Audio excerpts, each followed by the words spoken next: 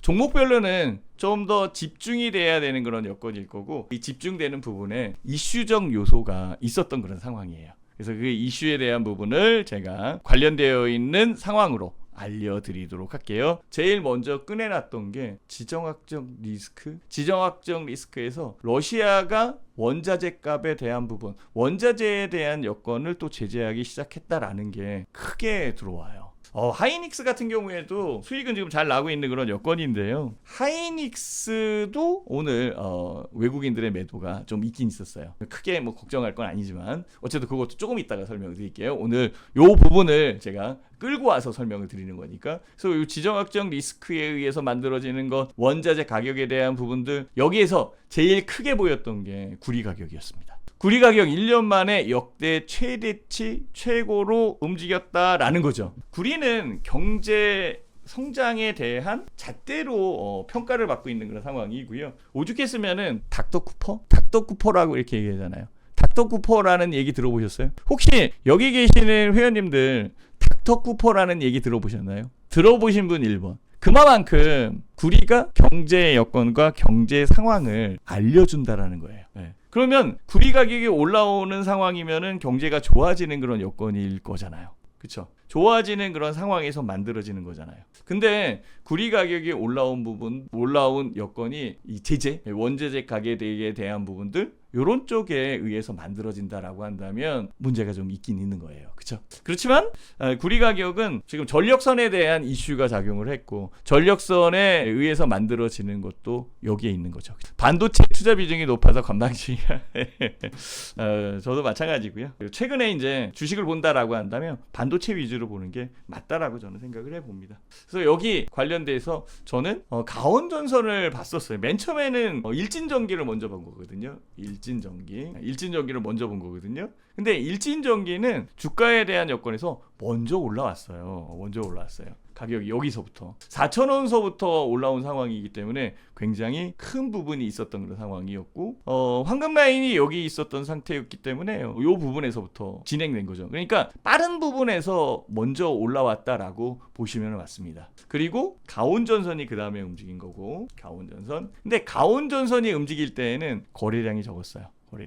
이 종목은 거래량이 그렇게 크진 않았어요. 근데 거래량이 지금은 늘고 있는 그런 상황에서 올라오기 때문에 훨씬 더 주가 상승력이 뒷받침되고 있다라고 저는 판단을 하고 있고요. 추가적으로 올라갈 수 있는 여건도 분명히 있겠구나라고 생각을 해봅니다. 아직 시세는 약간 좀 분출된 것 같지만 수급력이 남아있는 그런 상황이기 때문에 더 올라올 수 있는 상태, 이런 것들이 있기 때문에 그런 거죠. 자, 그래서 가온전선 이후에 볼 수 있는 전선이 그렇게 많지 않아요. 제일 우리가 매매를 제일 처음에 했었던 게 LS전선 아시아거든요. 근데 LS전선 아시아는 LS 에코에너지로 바뀌었고, LS전선 아시아 자체가 지금은 쉬고 있는 그런 상황이에요. 그때의 요거 수렴하는 그런 여건들, 요거 제가 다 설명을 했었던 그런 상황이죠.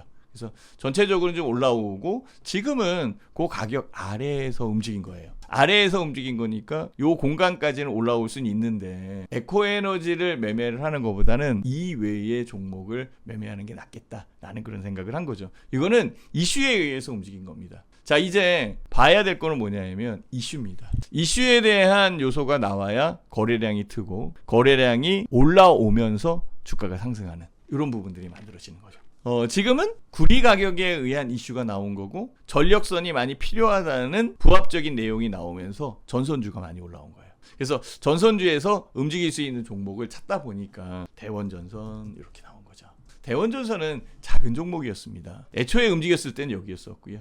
제가 얘기하거나 말씀을 드렸을 때 가격 대역이 여기였고요. 그래서 대원전선도 마찬가지로 그 안에서 움직인 그런 상황이고, 그리고 대한전선이 있죠. 그러니까 5개 정도의 전선 회사가 있는데요. 대한전선은 실제 회사에 대한 감자도 하고 여러 구조조정을 많이 거쳤어요. 회사는 좋은데 기업에 대한 부분이 좀 덜했죠. 지금은 많이 회생한 그런 상황이고요. 현재의 상황에서는 계속적 기업으로 이상 없이 움직이는 그런 여건이 만들어져서 상관은 없는 것 같아요. 대원전선 이런 것들은 좀 덜 움직였어요. 그래서 전선주가 움직였다라는 것, 이것이 특징주다라고 저는 생각을 해봅니다. 특징주에 대한 부분은 특징주로서 봐야 되는 거죠. 저는 특징주 상황에서 더 들어온 것들이 있어요. 뭐냐면은 비철금속. 고려아연. 요거 지금 올라오고 있죠, 그죠?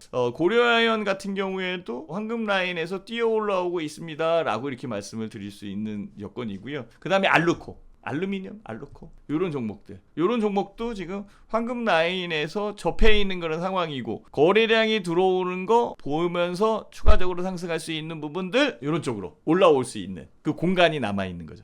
결국은 이 정도의 공간은 남아 있는 그런 상황으로 저는 보고 있습니다. 그렇다고 이것을 뭐 꼭 사야 된다, 사면 안 된다 이런 얘기를 하는 게 아니고. 그리고 이구산업, 아까 얘기한 것처럼 이구산업은 제가 여기에서 보고 있었고 방송에서 얘기를 했었을 때 방송하고 주가에 대한 부분이 이렇게 급등을 했어요. 추가적으로 상승하는 그런 부분이 나왔어요. 꽤 큰 수익 구간에 들어와 있는 그런 여건이지만 실제적으로 이구산업을 제가 매매를 하지는 못했어요. 제시라고 주가가 급등한 그런 상황이었기 때문에 매매할 수 있는 공간이 적었다라고 보고 있는 거죠. 그리고 여기에서 보시면 알겠지만은 이런 종목이 있는 반면에 제시를 한 다음에 주가가 안 갔다가 올라오는 것들도 있어요. 그거는 우리가 투자를 하다 보면은 상황이 그렇게 만들어지잖아요. 원하는 상황으로 모든 게 움직이진 않잖아요. 이구산업 같은 경우 이렇게 움직였고요. 그 다음에 제가 팔은 거 비즈니스온 같은 경우에 여기서 팔았거든요. 그쵸? 팔았는데 이전에서도 여기서도 두 개 나눠서 팔자라고 얘기했었던 그런 상황이었고, 요거는 제시한 이후에 오히려 움직이지 않다가 주가가 올라온 그런 상황이 만들어진 거죠. 요 차이예요. 그러니까 이 차이를 어떻게 극복하느냐에 따른 거죠. 저는 비즈니스온 같은 경우는 추가적으로 더 올라갈 가능성이 높다라고 보고 있어요. 아직도 보고 있는 그런 상황이에요. 계속 추적을 해야 되고 추세 매매로 움직이는 게 맞겠다라고 생각을 하는 거죠.